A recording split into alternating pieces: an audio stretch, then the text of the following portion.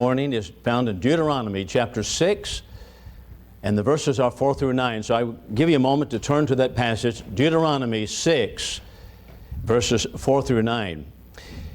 This is a series which I call Awake, Not Woke, and referring to the movements in our society and that which is taking place.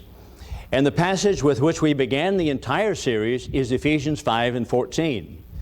And that is, Awake, thou that sleepest, and arise from the dead, and Christ shall shine upon thee. Here Paul is referring to the movements that were taking place in the heathen world and the different principles and the different concepts that were undermining faith in Christ. And he wanted them to be sensitive and aware of these things, because many Christians become, even in the first century, very dull of hearing, if we take the wording from Hebrews chapter 5 and verse 14. So he wants them to be awake. He wants them to be sensitive and aware of the different principles that undermine faith in Christ. And those principles are connected with idolatry and the idolatrous world at that time. That's the context of Ephesians 5 and 14. So it is, Awake, thou that sleepest, arise from the dead, and Christ shall shine upon thee. We need to have our senses sharpened, that they might be able to recognize some of those movements in history and movements that are philosophies that undermine Christianity.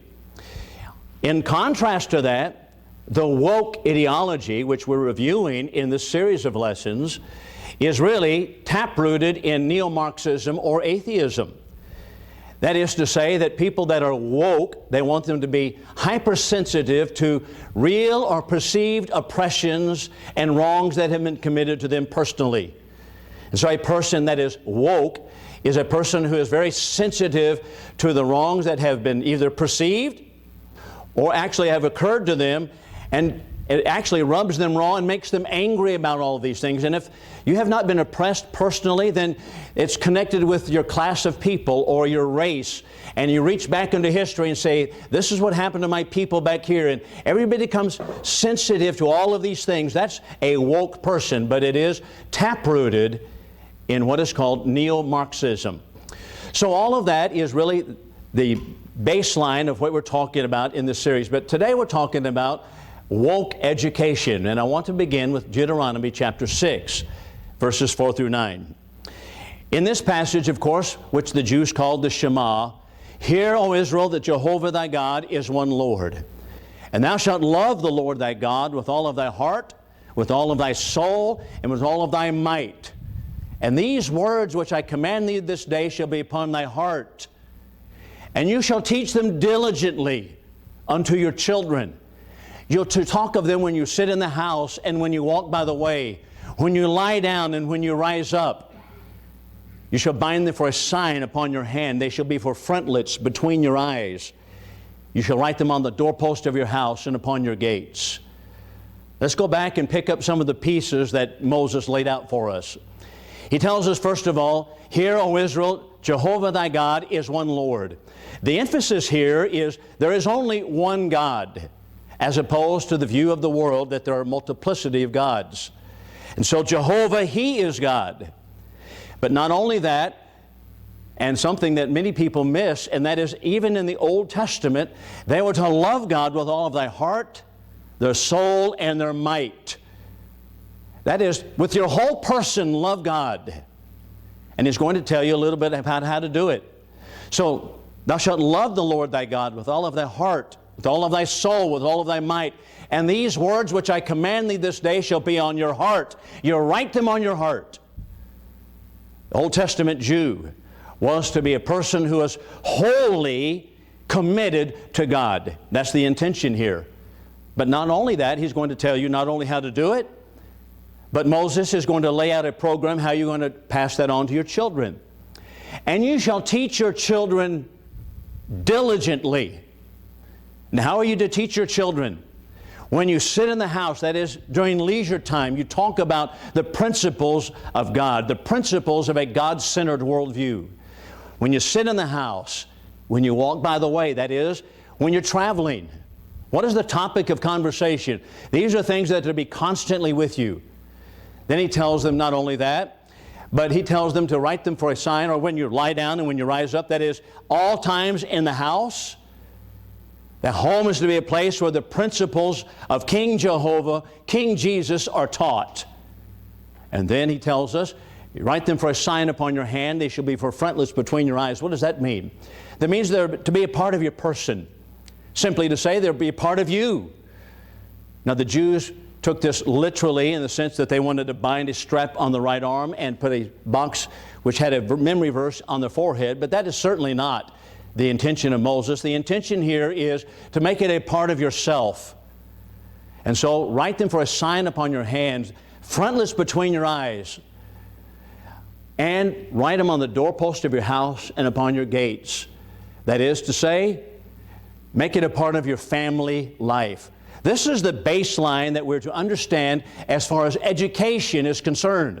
And Jewish boys, particularly, Jewish children generally, were taught these things by the faithful Jew. By the time the child was in kindergarten and in first grade, about that area, they were able already to recite the Hebrew alphabet and put words together and understand words and read words. And where do you think the pool of words came from that they utilized? They came right out of the Holy Book. The Old Testament at that time, this is the New. They came right out of God's book. They utilized the Bible to teach them reading. And one of the elements of their program of learning was rote memorization. Now I know that that has gone by the wayside today because many people in the education field have cast that aside, cast it behind their back. But rote memorization was absolutely critical and essential.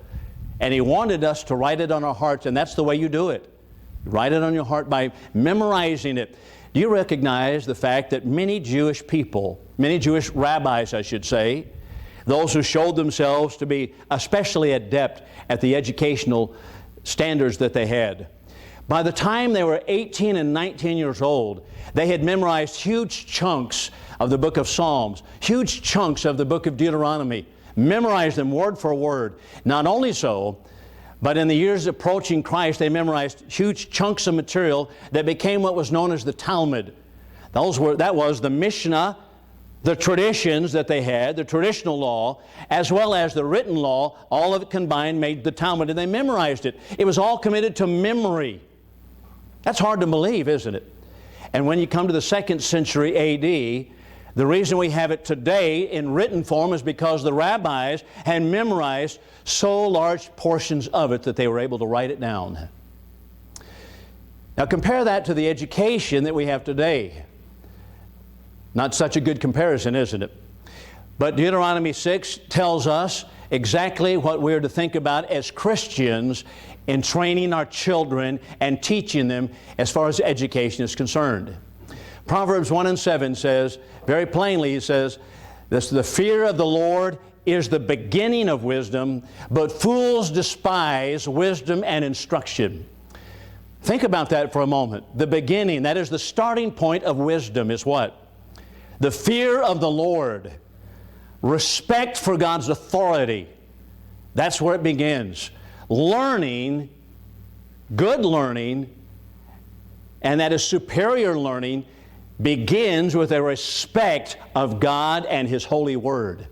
Not only so, but we're told the fear of the Lord involves, according to chapter 8, verse 13 in Proverbs, the fear of the Lord is to hate every false way.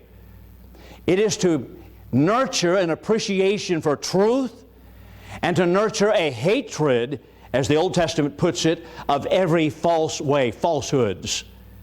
And that is to say that we will have a moral compass, and that was the way that the Jewish children were raised. And that's the way Christian children should be raised, having a moral compass that is encoded inside. And that's how the Old Testament lines it out for us. In the New Testament, exactly the same thing. So that's the education that they had. I want you to notice, in the founding of America, our founding fathers believed these ideas and ideals. And reflective of that, the Northwest Ordinance of 1787, the same year that the Constitution was written and ratified, the Northwest Ordinance was the law that they established for Northwest territories. In that day, it would be Ohio, Indiana, and that territory up there. That was Northwest to them.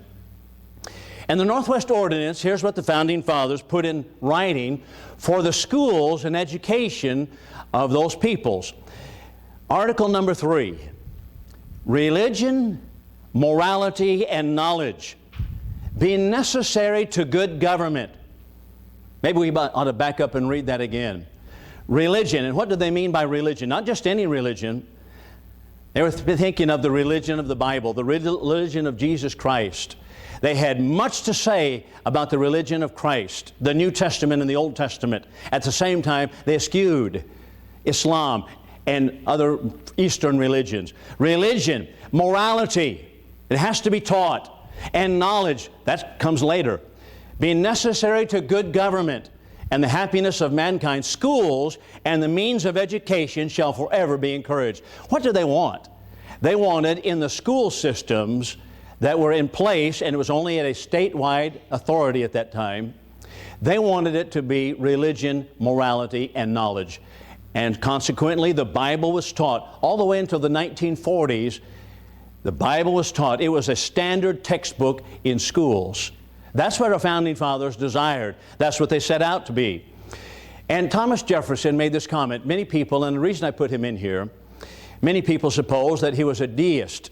And that is to say that God created the world and then left the scene and has nothing more to do with the world. That simply is not the case. Thomas Jefferson said, no religious reading, instruction, or exercise shall be prescribed or practiced inconsistent with the tenets of any sect or denomination. In other words, we're not going to take a denominational creed, the Lutheran Catechism, or the Catholic Catechism, and make it the boundary line in schools. We're not going to take the Methodist discipline or the Presbyterian Confession of Faith and make it a part of the school system. That's not what we're going to do. We're going to make it where the tenets are all that upon which all agree. And that would be simply taking the Bible and reading the Bible. And that's what they did. Benjamin Franklin summarized it for us. He said, now they're talking about education. What should be taught in the public schools? Public schools. Franklin said, these 5 principles have to be taught. Number 1, there exists a Creator, and we should worship Him. How far would that go today? Well, I see your looks. You know very well what would happen. Number 2, the Creator has given us a code by which we should live, and it distinguishes right from wrong. What is the code of which He speaks? It's the Bible. He's given us a code. This is what we want in the public school system. The Creator holds man responsible for the manner in which they treat one another. That's remarkable, isn't it? There's a judgment day, and that's what the next one is. Number 4, all mankind live beyond this life. This life is not all there is. Opposite completely from neo-Marxism and woke education. And number 5, in the next life, mankind will be judged for the conduct in this one. Exactly the passage we've noticed in the past, Romans 14, 11, and 12. As I live, saith the Lord, to me every knee shall bow, and every tongue shall confess to God. So then each one of us shall give an account of himself to God. Where did Franklin get his ideas? The Bible. And that's what they wanted taught in public education. And they said it was absolutely essential for the machinery of good government. You'll not have good government if you don't have this in place. We're seeing that, aren't we? Samuel Adams commented on these principles. The religion of America is the religion of all mankind, speaking about those principles that Franklin had enunciated.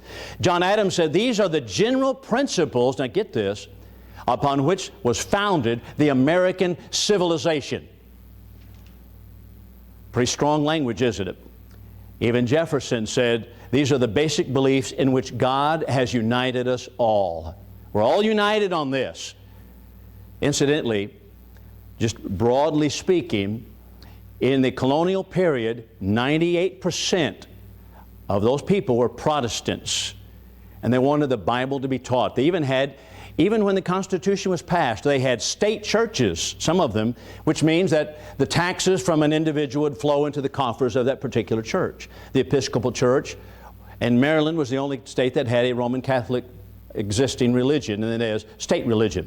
But the idea was, we're backing off from that church and state idea, the wedding of it, but we want these principles to be taught Not any one denomination, not any one sect, but the general principles of the Bible to be taught.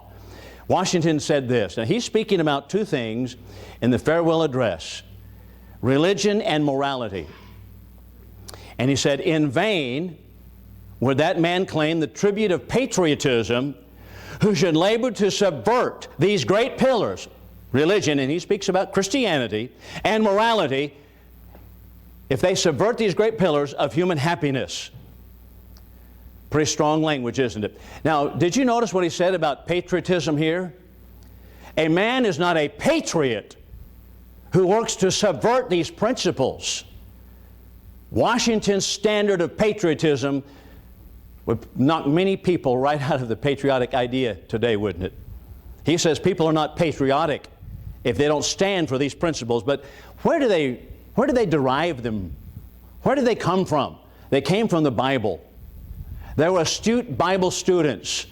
And many of the Founding Fathers formed Bible societies in order to send the Bible to many peoples in the western portions of the United States that did not have the Bible.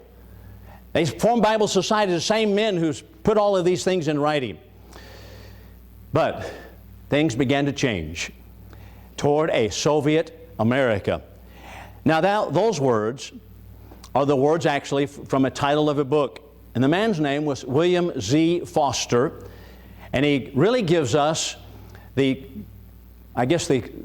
idea of the times, really the flavor of the times. It was written in 1932, but it had started really in the 1860s and 70s, and now was really going full force. William Z. Foster was a member, the head of the Communist Party of the United States. And he had a place, of course, to teach in the United States. That is, he was able to operate freely in the States. And here's what he had to say regarding education. They knew that education was the key, education to children. Where do we learn that it was key? Deuteronomy 6, verses 4 through 9. They knew that, so here's what he had to say. Among the elementary measures the American Soviet government will adopt to further the cultural revolution. What's he after? He's after a cultural revolution. A National Department of Education. Now notice it carefully. National Department of Education. What is that? How does that differ from what we had? At one time it was only the states. But they wanted everything to flow to Washington, D.C. Now why? Why were the communists so intent on moving it to D.C.? Because as the Founding Fathers all warned, if things go away from your local control or even state control or a county-wide control, you can't really keep tabs on it. You can't control it. You can only control what is close to you. I ask students in classrooms every year the same thing. I said, is it easier for you to write the city council in Washington, or rather in Wichita Falls, or stand there in the council and change what's going on in Wichita Falls, or would it be easier to write Washington, D.C. and have them change the laws for the country? Which is easier? The answer, of course, is obvious. Or would you prefer writing to the International Criminal Court of the United Nations and trying to get them to change some of the things at an international level at Geneva, Switzerland? Well, we know the answer to it. That's exactly what they were after. So he wanted a National Department of Education. The studies will be revolutionized. Boy, pretty strong language there, isn't it? Being cleansed of all religious, patriotic, and other features of the bourgeois ideology. Have they been successful in that? Pretty successful, haven't they? The students will be taught the basis of Marxian dialectical materialism. Now today it's neo-Marxism, but basically, just for an illustration of that, Marxism says it's kind of like a ladder. You go up, and stepping up the ladder you come by feudalism, and then you come by a governmental system called capitalism, and at the very top step is communism. That was actually put into C-scope. That very model that I'm now quoting was put into C-scope, that was pushed in the Texas schools and is still utilized in Texas public education by Austin, Texas. I stood up in public and talked about it. I went to the dean of the schools here and talked to him about it, showed him here's the lesson, here's what it teaches. He said, I agree with you. That's exactly what's in C-scope. Well, that's exactly what they're talking about. They wanted us to have that. The students will be taught the basis of Marxian dialectical materialism, internationalism. That is, no longer an emphasis upon nationalism or a state or the country, but internationalism. It's exactly where we are. And the general ethics of a new Soviet society. That's kind of a tricky one because I don't believe in ethical standards at all. William Z. Foster. Well, enter the picture a man by the name of John Dewey. John Dewey, born in the last part of the 19th century and really instrumental in the education in America. He was called the father of American progressive education. John Dewey was an hardened atheist, number one. He also signed the Humanist Manifesto of 1933. The Humanist Manifesto of 1933, number one, that was the first manifesto, said there is no God and there's no such thing as salvation, but if you're going to be saved, you have to save yourself. And there is no eternity, and there are no values that are eternal, no eternal standard. He signed that Humanist Manifesto. He also put together many papers in order to turn us toward what was called by Foster a Soviet America. Turn us to communism, and that's exactly what he wanted. And he wrote a book called, or a pamphlet, it was really a paper, long paper, copy of which I've read, called The Primary Education Fetish. And I want you to listen to some of the points of the primary education. Dewey himself recognized that we had a classical education in America, which was God-centered. A God-centered worldview was the basis of all of it. But he had to move us away from that, and here's what he put out in that primary education fetish. Number one, get rid of the capitalistic system. What is capitalism? That's freedom. I have the freedom to try. I have the freedom to buy. I have the freedom to fail. But that's freedom. We've got to get rid of the capitalist system where people make agreements between one another. I'm going to sell this, you're going to buy this, we're going to get rid of that. He says we're going to forge a collective society. What is collectivism? It is any form of totalitarian government in which groups are pitted against groups, blacks against whites, or people that are Mexican, or people from the south of the border, people in Latin America, all pitted because of their race against others. That's collectivism. That's a collective society. And so he wanted to forge, and he tells us in the primary education fetish, forge collectivism.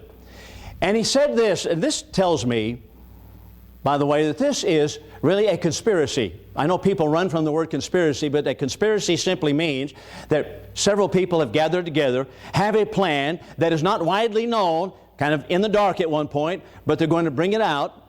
Now today there's no conspiracy, it's all out in the open. But he was talking about gradually changing the educational system. Changing it. Why? He wanted specifically to dumb down the education. And he tells us that, not in those words, but he wanted to bring down the standards. And he de-emphasized literacy by introducing the whole word method. That is, children were taught to read by looking at the shape of words like you're looking at a Chinese character. But the sad thing is that's using your right brain, that's artistic, but not using your left brain. Phonics were out. And he tells us he knows the standards will be lessened and knows the achievement levels will be lessened, but we need to do it gradually. Now that's remarkable to think about, that he became the father of modern education, really progressive education. And he was the one who introduced some of those concepts. One of the things that he said was following: our special concern here is with the role of the schools in building up forces and factors whose natural effect is to undermine the importance and uniqueness of the family. Get rid of the family. Undermine the family. The Bible tells us from the very beginning we have a family. Genesis 2:24, a man shall leave his father and mother, cleave unto his wife, the two shall become one flesh.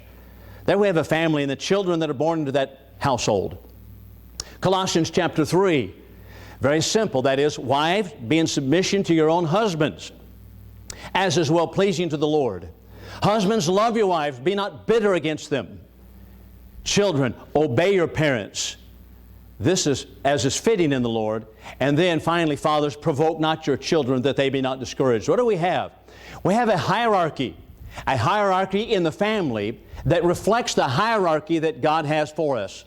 So let's watch the hierarchy. The father, the mother, and children. And that's how that's laid out, isn't it? Colossians 3, 18 through 22. Father, mother, husband, wife, children. That's the hierarchy of authority. What does it reflect? It reflects what God wants. Every family is to be reflective of how God built the entire system, how God put His thumbprints on the world. So we have in 1 Corinthians 11 and 3, the head of every man is Christ. The head of Christ is God, and the head of the woman is the man. What is the order? The Father, God the Father, the Son, and man, then woman. Now that's the divine order, and it's reflected in the family.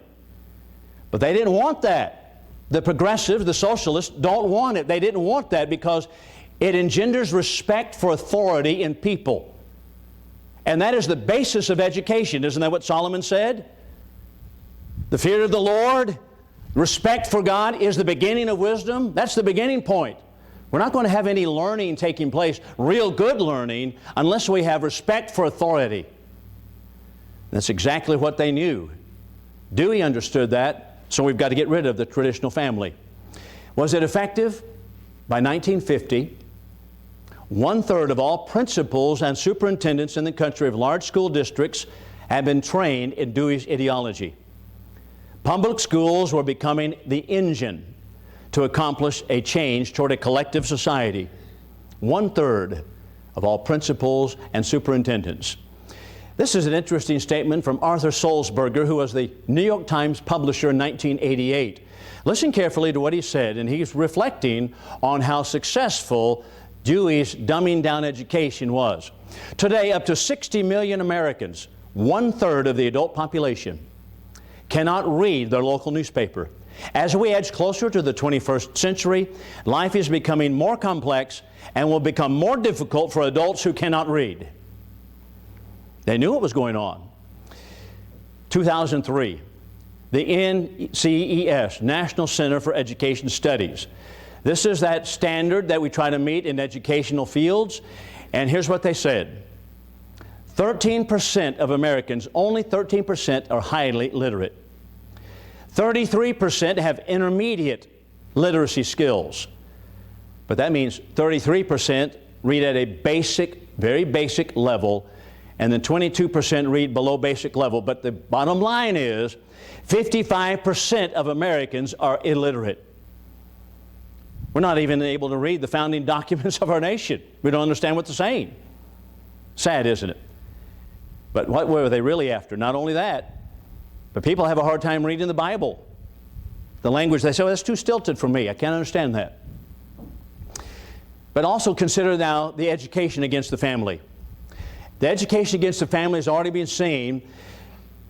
Charles Pierce, who was one of the creators of Sesame Street, or one of the go-to men who gave them advice on it, and is a professor at Harvard University of education. Now this is his field, education. And here's what he said just a few years ago. Every child in America entering school at the age of 5 is mentally ill because he comes with certain allegiances to our founding fathers, toward our elected officials, toward his parents, toward a belief in a supernatural being, toward the sovereignty of this nation as a separate entity. It's up to you as teachers to make all of these sick children well by creating the international child of the future. Now I want to add a caveat right here. I myself am a teacher and have been for many years. This is not, of course, a criticism of teachers, but it is a criticism of the standards or the machinery that is in place that has pushed our educational system in a certain direction. The same thing is the case regarding people in the military. I have a high respect for anyone in the military. I grew up in a military family. But that does not mean that I cannot criticize the policies that are crafted in Washington, D.C. that put our military people in hot spots in the world where I don't think they should be. So there's a distinction to be made between what's taking place in the high brass of the military, in the Pentagon, and the decisions made, and the people that are serving are greatly patriotic. The same thing is the case regarding education. There are so many great teachers, and we have many of them right here in this room, and mean well and have great principles and Christian ideals that they put into the classrooms.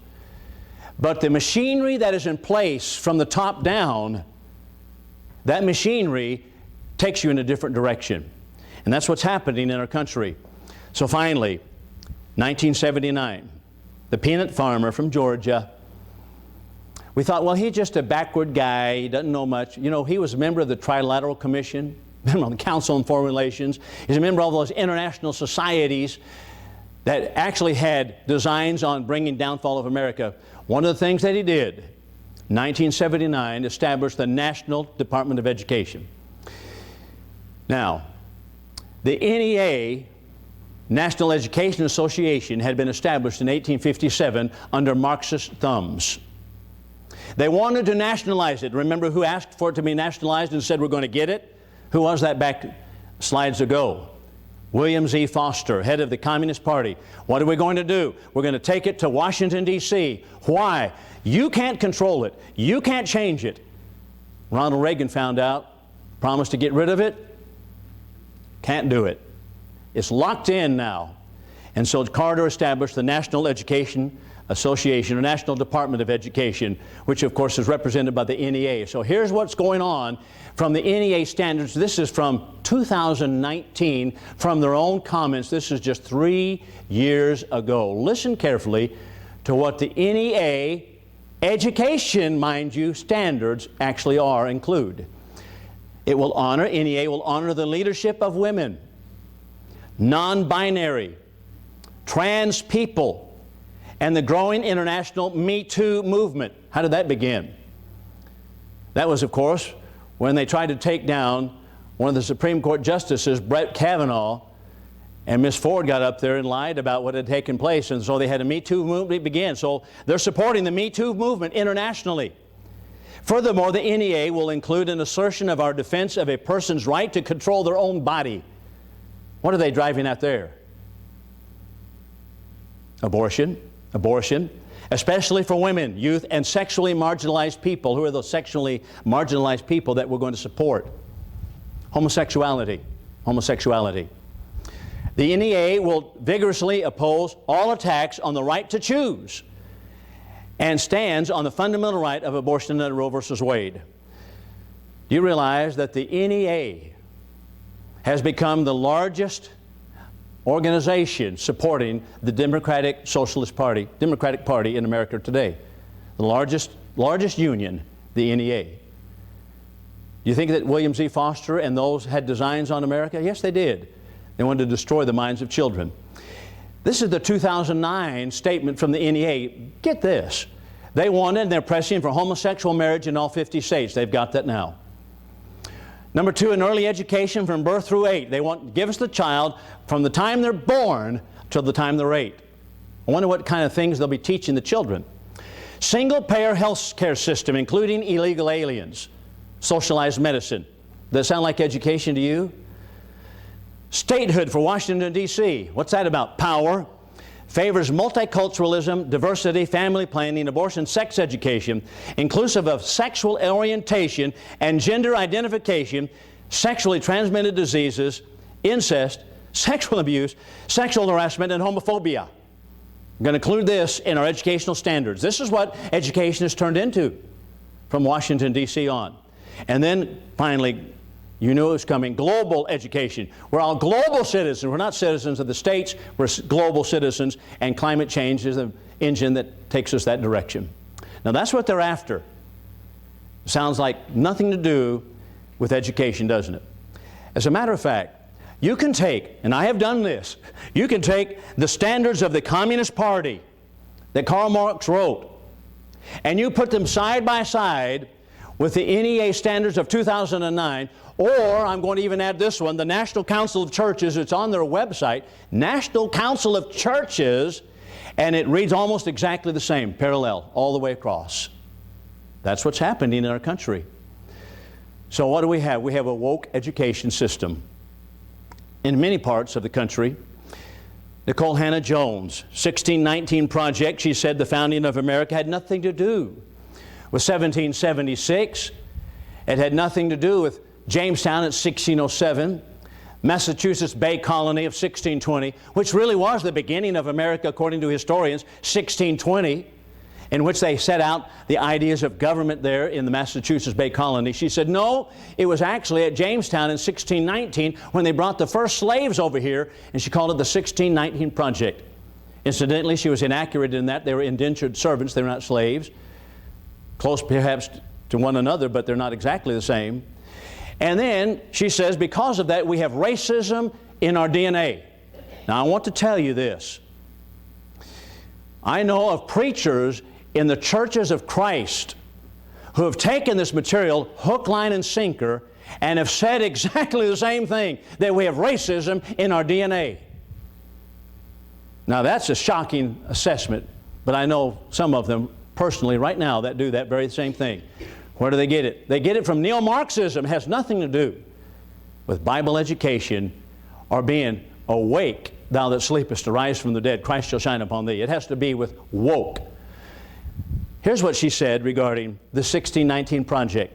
I've always said that the 1619 Project is not history.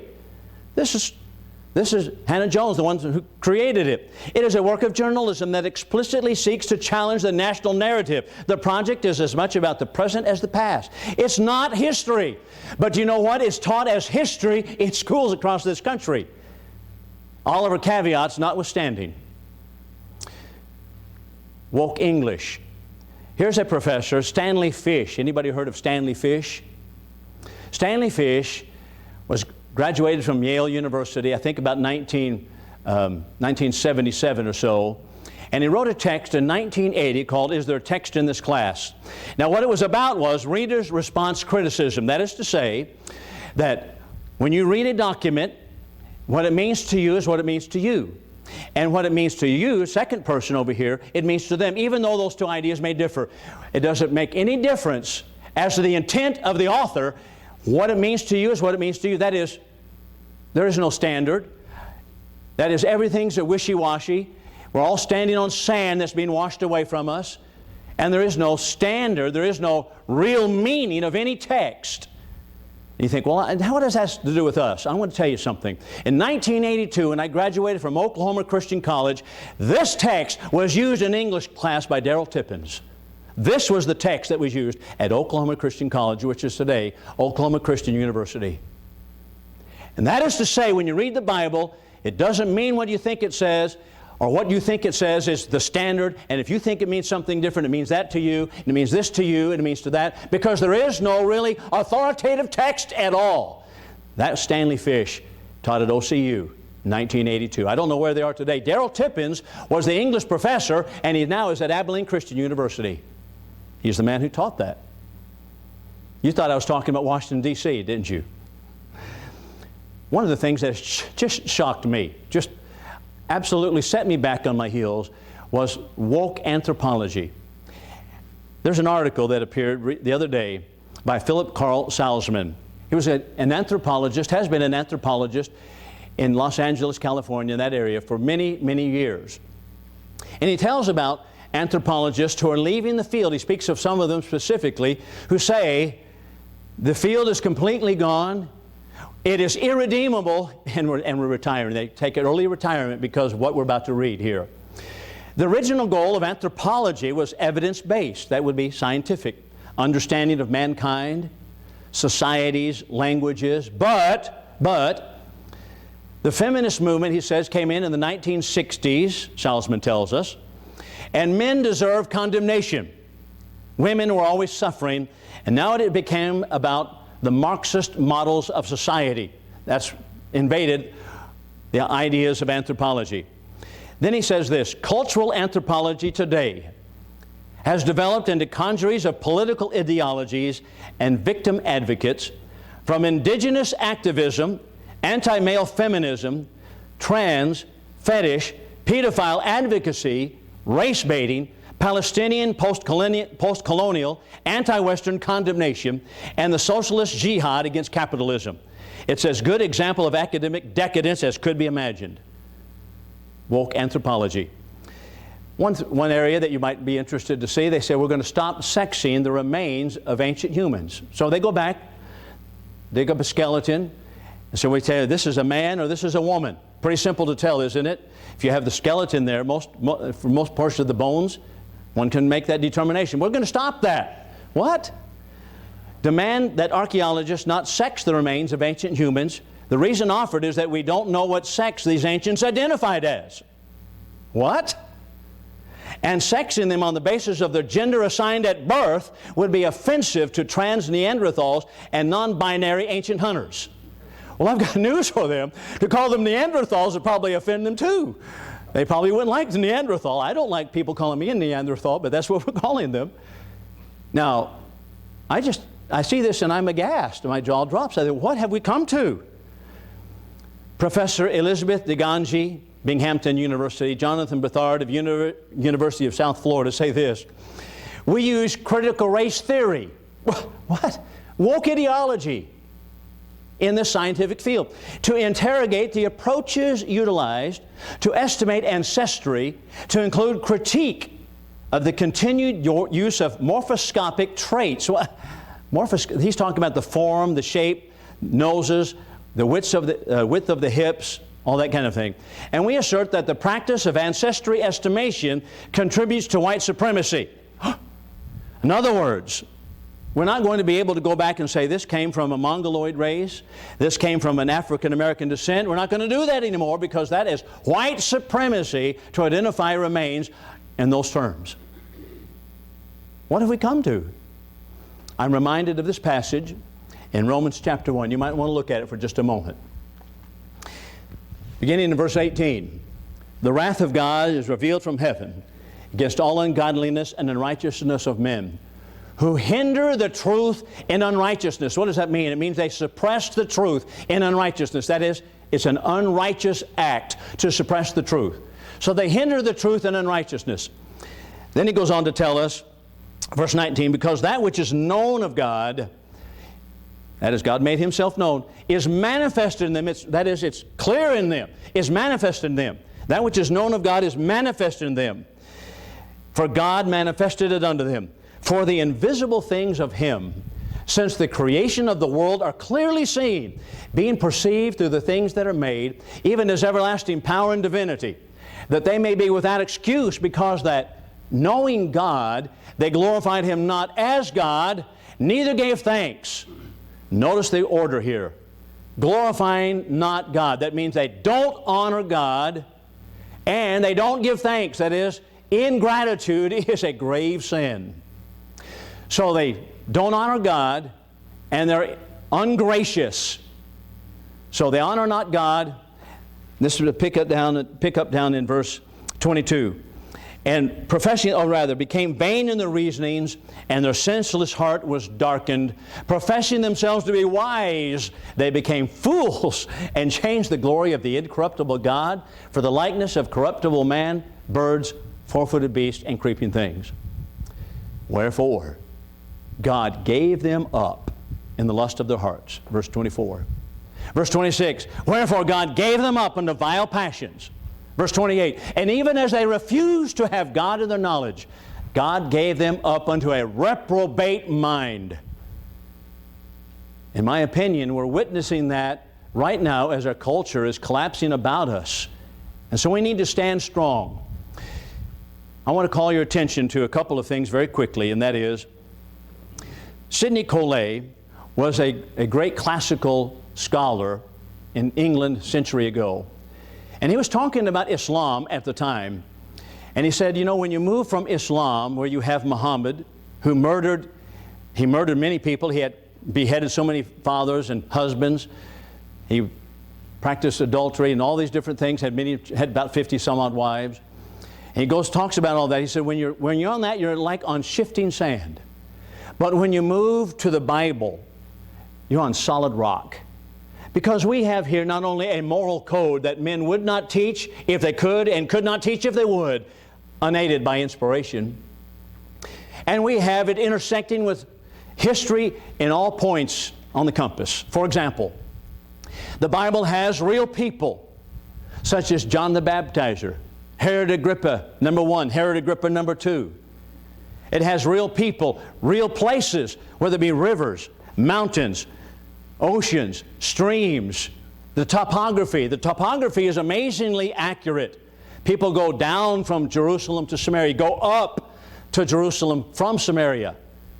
It has the customs of the time, which perfectly accords with all of history, whether it be the Sadducees, the Pharisees, the belief systems of different peoples around the world, because the Bible is exceedingly accurate, and it gives us a solid rock to stand on. And so therefore, that's why Paul would be so bold as when he was converted to go right into the synagogues and stand there, and we are told that he reasoned with them in the synagogues, opening and alleging that Jesus was the Christ. That is to say, he reasoned with them, putting facts together in their mind. The Greek word sumbibadzo in Acts 9 and verse 21 tells us that they put the facts together in their minds and converted people by looking at the facts. The Bible is the solid rock of truth, and that is where we need to take a stand, just as Paul did. Our culture is indeed collapsing, but prayers that God is with us as we stand for truth in these different and exciting times as we've seen. The lesson is yours. If you want to come to the front, we will assist you in any way that we can. If you want us to pray for you, or if you are not a Christian by faith, repentance, baptism into Christ, God puts you into His family by your active obedience. Right now, while we stand and sing, if you'll come to the front, if you're subject to the invitation.